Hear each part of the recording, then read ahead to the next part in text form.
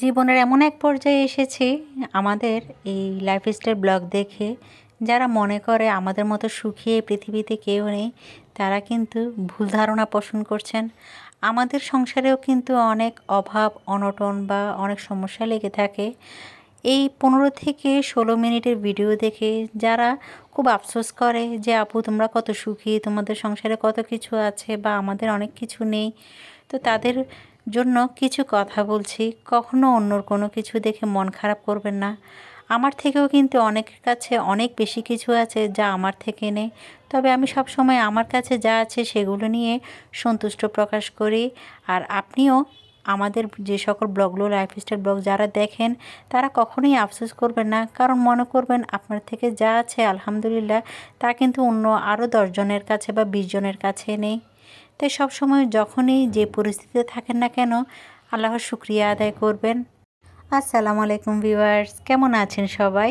আশা রাখছি যে যেখান থেকে আজকের আমার এই লাইফস্টাইল ব্লগ দেখছেন, সবাই ভালো আছেন, সুস্থ আছেন এবং নিরাপদে আছেন। চলে এলাম নতুন দিনে নতুন একটি লাইফস্টাইল ব্লগ শেয়ার করার জন্য। আশা রাখছি প্রতিদিনের মতো আজকের ব্লগটাও অনেক ভালো লাগা নিয়ে এবং লাইক দিয়ে ভিডিওটি কন্টিনিউ করে যাবেন। শুরুতে আপনাদেরকে শুক্রিয়া আদায় করছি, কারণ আমার প্রিভিয়াস ব্লগটা আমার আপুরা এত পছন্দ করেছেন, তো যার কারণে বেশ ভালো লেগেছে। আমি আসলে মাঝে মাঝে চেষ্টা করি আমার সংসারের যে সকল কাজকর্মগুলো সেগুলো যেন আমার আপুরা দেখে, কিন্তু অনেক আপুরা আছে লাইফস্টাইল ব্লগ দেখতে দেখতে শুধু শপিং যেগুলো করি সেই ব্লগগুলোরই বেশি ভিউ হয়, কিন্তু সংসারের কাজগুলো যে এত সুন্দর করে উপস্থাপন করি সেই ব্লগগুলো কিন্তু কখনো কোনো আপু দেখতে চায় না বা অনেক সময় স্কিপ করে চলে যায়। তো আমার প্রিভিয়াস ব্লগটা যে আপুরা এত ভালো লাগা নিয়ে দেখেছে, সেটার জন্য আমি শুক্রিয়া আদায় করছি আপুদের কাছে। তো যাই হোক, প্রতিদিনের মতো সংসারের কাজকর্ম নিয়ে আজও হাজির হয়ে গেলাম। ইদানিং আমি খুব প্ল্যানিং করে কিছু কাজ করছি, সেটা হলো যেহেতু আর কয়েকদিন পরে রোজা চলে আসবে, তো রোজার আগে যে সকল ভারী কাজ আর প্রয়োজনীয় কাজ সেগুলো করে নিচ্ছি, যাতে রোজার মাঝে একটু ইবাদত বন্দেগী করতে পারি। একবার ভেবেছি আজকের ব্লগটাতে আমি রোজার যে সকল খাবারগুলো ফ্রোজেন করা হয় সেগুলি শেয়ার করব, কিন্তু শরীরে কোনোভাবেই আমার সে সাপোর্টটা দিচ্ছে না যে আমি এতগুলো কাজ করে আরও এত আগের থেকে খাবারগুলো ফ্রোজেন করে রাখবো।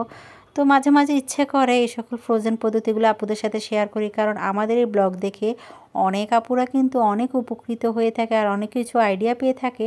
তো যাই হোক, এদিক দিয়ে আমি আজ সংসারের যে সকল কাজগুলো করছি তার মাঝে সবচেয়ে একটা ইম্পর্ট্যান্ট কাজ হলো আমার ডাইনিং রুমে যে ডাইনিং ওয়াগনটা আছে তার নিচে যে ক্যাবিনেটটা আছে, ভাবলাম সব কিছু বের করে তারপরেই ক্লিন করব।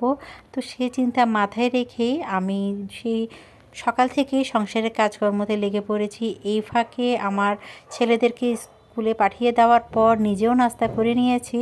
আজ আপনাদের সাথে আমি সকালের নাস্তার আয়োজনটা শেয়ার করছি না, কারণ সবসময় যদি এক জিনিস দেখাই তাহলে আপুরা বেশ বোর ফিল করবে। সেই জন্যই ব্লগের একটু চেঞ্জে আনার চেষ্টা করেছি। তো ওই যে দেখতে পাচ্ছেন আমি কাজ শুরু করে দিয়েছি, সেটা হলো আমার ডাইনিং ওয়াগনটা যেহেতু হোয়াইট কালারের বোর্ড দিয়ে করা, মানে মেলামাইন বোর্ড দিয়ে করা, তো যার কারণে অনেক দাগ ছিল। হয়তো এটা আপনারা দূরে থেকে খেয়াল করতে পারছেন না, আমি কিন্তু খুব ভালো করে দেখছি এর মাঝে যথেষ্ট পরিমাণ দাগ বসেছিল। তো সেই জন্য আমার ডাইনিং টেবিলটা একটু সরিয়ে অপর পাশে আমি এই যে ওয়াগনের মাঝে যে জিনিসগুলো ছিল, মানে নিচের অংশে ক্যাবিনেটের মাঝে, সেগুলো সরিয়ে সব কিছু ভালোভাবে ক্লিন করব। আর এখানে আমার সবচেয়ে প্রয়োজনীয় এবং দরকারি জিনিসগুলোই আমি রেখেছি। যেমন এখানে আমি ওই যে রোজার মাসে যে সকল খাবারগুলো আমি ফ্রোজেন করে রাখি সেই জিনিসগুলোই এখানে গুছিয়ে রেখেছি। তো এদিক দিয়ে সব কিছু বের করে একটু ধুলোবালি ছিল, ওই যে দেখুন এখানে কিন্তু দরজা দেওয়া আছে, তারপরও ধুলোবালি প্রবেশ করে তার উপরে অল্প অল্প কিছু ময়লাও ছিল, সেগুলো একটু ক্লিন করে নিয়েছে। আর এদিক দিয়ে যে জিনিসগুলো আমি বের করেছি সবগুলো একটু ভালোভাবে মুছে তারপরেই রেখে দিব। তো এই জিনিসগুলো কিন্তু সবসময় মানে ব্যবহার করা হয় না, তো যার কারণে আর আমার কিচেনটা তো রাস্তার উপর, তার উপরে কিচেনে তো এই সকল জিনিসগুলো রাখার জায়গাও নেই, যেহেতু আমার কিচেনটা ছোট। তো যার কারণে আমার সংসারের প্রয়োজনীয় দরকারি জিনিসগুলো সবসময় আমি এই ক্যাবিনেটের মাঝে গুছিয়ে রাখি। তো সব কিছুই বের করে একটু মুছে নিচ্ছি, যাতে আর কয়েকদিন পরে আমি এই যে রোজার যে সকল খাবারগুলো ফ্রোজেন করব এই জিনিসগুলো কিন্তু আমার অনেক প্রয়োজন আসবে। তো সব কিছু যখন ক্লিন করে নিয়েছি মাথার মধ্যে অনেক জিনিস চিনতে আসছে এটাই যে রোজার মাঝে আমি কি কি বানাবো বা কি কি খাবার ফ্রোজেন করব। এই জিনিসগুলো দিয়ে আমি প্রত্যেকটা খাবার যেমন খুব সহজে বানিয়ে ফেলতে পারি, তেমনি আমার ফ্রোজেন করতেও খুব একটা কষ্ট হয় না। তো যার কারণে একে একে এই সকল আইস বক্স বা এই সকল বক্সগুলো আমার জন্য যে দরকারি জিনিসগুলো আমি রাখতে পারি সেগুলো ক্লিন করে রাখছি, আর প্রয়োজনের সময় আমি ব্যবহার করে ফেলতে পারবো।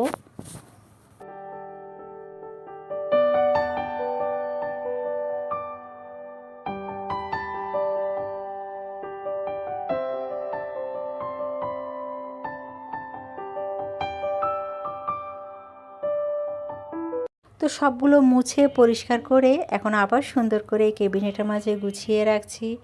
একবার ভেবেছি এই জিনিসটা আমি আপনাদের সাথে শেয়ার করব না, কিন্তু কেন জানি মনে হলো না, আপুদের সাথে এই জিনিসগুলো কখনোই দেখানো হয় না। আমি বেশিরভাগ সময় কি করি, অফিস কিনে এই জিনিসগুলো করে থাকি। তো আজ কেন জানি মনে হলো এই জিনিসটা আপুদের সাথে দেখিয়ে দেই। হয়তো আপুরাও রোজার আগে এই সকল কাজগুলো যে সকল কাজগুলো খুব বেশি প্রয়োজন আর রোজার মধ্যে করতে কষ্ট হবে, সেগুলো যদি আমার এই ব্লগ দেখে কিছু আইডিয়া পেয়ে যায় তাহলে মন্দ কি বলুন। আর এই যে আমার সংসারের প্রয়োজনীয় আর দরকারি জিনিসগুলো এই ক্যাবিনেটের মাঝে খুব সুন্দর করে গুছিয়ে রেখেছি। আর যেহেতু এখনও রোজার বাজার করা হয়নি, তো যার কারণে এই সকল স্টোরেজ বক্সগুলো একটু একপাশে রেখে দিয়েছি। যখন প্রয়োজন হবে সব কিছু একসাথে আমি হাতের কাছে পেয়ে যাব, আর হাতের কাছেই সব কিছু আমি গুছিয়ে রেখেছি। তো বেশ কিছুদিন আগে একজন আপু আমাকে জিজ্ঞেস করেছিল আমার রান্নাঘরটা তো ছোট, আমি হাঁড়ি পাতিলগুলো কোথায় রাখি। আর এই যে দেখুন, আমার ওয়াগনের নিচের অংশে যে বক্সগুলো আছে সেখানেই যে ক্যাবিনেটটা আছে সেখানেই রেখেছি। আর এদিক দিয়ে আমার সংসারের সবচেয়ে প্রয়োজনীয় জিনিসটা নিজ হাতে আমি নষ্ট করে ফেললাম ব্যবহার না করার কারণে। এটার যে উপরে মেশিনটা আছে সেটা দেখলাম কাজ করছে না। তো ভালোভাবে একটু মুছে নিয়েছি, যেহেতু আজ সব কিছুই আমি ক্লিন করেছি। তো মুছে দেখলাম জিনিসটা বেশ ময়লাও হয়েছিল, আর এটা না ইদানিং কেন জানি ব্যবহার করা হচ্ছে না। যখন যে কোনো বেশি যখন প্রয়োজন হয়, বেশি করে পেঁয়াজ গ্রেট করা হয় বা আদা রসুন করা হয়, তখনই আমি এটাতে করে ফেলি। আর মাঝে মাঝে এটাতে তো আমি কিমাও করে থাকি মাংসের। তো যখন আমার আরেকটা গ্রাইন্ডার আছে, তো যার কারণে এটা আমি তুলে রেখেছিলাম, কিন্তু আজ যখন ব্যবহার করার জন্য বের করেছি দেখলাম এটাতে খুব সমস্যা হচ্ছিল। এটার যে উপরে মেশিনটা সেটাতে কোনো কাজই করছে না। নিজের ভুলের কারণে আমার এই প্রয়োজনীয় জিনিসটা নিজ হাতেই নষ্ট করে ফেললাম। তো যাই হোক, নষ্ট তো হয়নি, এটা দেখি কোনো রিপেয়ারের দোকানে নিয়ে গিয়ে এটা ঠিক করাতে পারি কি না। মনে মনে খুব কষ্ট লাগছিল। আর আসলে সত্যি বলতে কি, আমাদের গৃহিণীদের এই প্রয়োজনীয় জিনিসগুলো কিন্তু রোজার মাসে বেশ উপকার হয়। আর এই জিনিসগুলো দিয়ে সংসারের কাজ আর রান্নাঘরের কাজগুলোকে খুব ঝটপটভাবে করে ফেলতে পারি। তো যে সকল আপুরা এই সকল জিনিসটা ইউজ করে, ক্যাপসুল কাটারটি কার কার আছে সেটা কিন্তু আমাকে অবশ্যই জানাবেন। আর এটা কি কোনো আপুর থেকে আর নষ্ট হয়েছে কি না সেটাও আমাকে জানাবেন। আর নষ্ট হওয়ার পরে এটা কি ঠিক হয়েছে কি না সেটাও আমাকে কাইন্ডলি কমেন্ট করে জানাতে পারেন। তো এদিক দিয়ে হঠাৎ করে ডাইনিং রুমে যখন এই ক্যাবিনেটটা ক্লিন করেছি, এত ময়লা ছিল। তো অফিস কিনে ঝাড়ু দিয়ে মুছে নিয়েছিলাম। তো হঠাৎ করে খেয়াল করলাম আমি গত কিছুদিন আগে যে টেবিলের কভারটা দিয়েছি, সেটার কারণে না আমার পুরো রুমটা দেখতে হয়তো ভালো লাগছিল, কিন্তু কেন জানি ভিডিওতে আমার পুরো ডাইনিং রুমটা ফুটে ওঠেনি। তো ভাবলাম যে কভারটা দিয়েছি সেটা সরিয়ে আমার আরেকটা যে টেবিল ক্লথ আছে সেটাও এখানে নতুন করে একটু অর্গানাইজ করে ফেলি। যেহেতু এই টেবিল ক্লথের কারণে আমার প্রত্যেকটা ভিডিও কিন্তু বেশ ভালো আসে। তো যার কারণে আবার নতুন করে ডাইনিং টেবিলটা একটু গুছিয়ে নিচ্ছি। সংসারের জিনিস একটু নতুন করে একটু গুছিয়ে নিলে সেই সংসারের প্রত্যেকটা জিনিস কিন্তু দেখতে যেমন ভালো লাগে, তেমনি কাজ করতেও আমার থেকে বেশ ভালো লাগে। আমি জানি না আমার মতো কে বা কারা আছেন, কিন্তু আমি চেষ্টা করি প্রতিদিনই একটু কষ্ট হোক, তারপরেও যেন একটু আমার সংসারটাকে একটু নতুনের মতো করে ফেলতে পারি। আর অনেক আপুরা আমাকে এও জিজ্ঞেস করেছেন এটা কি আমার ভাড়া বাসা কি না। না আপু, এটা আমার ভাড়া বাসা নয়, এটা আমার নিজ বাসা। আমি চাইলেও কিন্তু আমার এই ঘরটাকে ছেড়ে যেতে পারি না। তো চেষ্টা করি যে কোনো জিনিসকে একটু নতুন করে একটু সাজাতে। আর আমার তো কোথাও যাওয়ার জায়গা নেই নিজ ঘর ছাড়া, হয়তো একেবারে গেলে মাটির নিচেই যাব। তো যতদিন বেঁচে আছি আলহামদুলিল্লাহ, আল্লাহ তাআলা আমাকে যেন এই ঘরে রেখে দিতে পারে, যেহেতু এটা আমার নিজ বাসা। তো এদিক দিয়ে টেবিল ক্লথগুলো মানে চেঞ্জ করে চেয়ারের কভারগুলো একটু চেঞ্জ করেছি। আর হোয়াইট কালারের যে কোনো জিনিস দিয়ে সাজালে হয়তো ঘরটা সুন্দর লাগে, কিন্তু যে ঘরে বাচ্চা আছে তাদের জন্য এই সকল হোয়াইট কালারের কভারগুলো বেশ মানে ময়লা হয়ে যায়। তো ভাবলাম কভারগুলো একটু চেঞ্জ করে ফেলি। আর এই কভারটা দেওয়ার কারণে মানে যদি কোনো ময়লা হয় চেয়ারের কভারগুলো তাহলে খুব একটা বোঝা যায় না।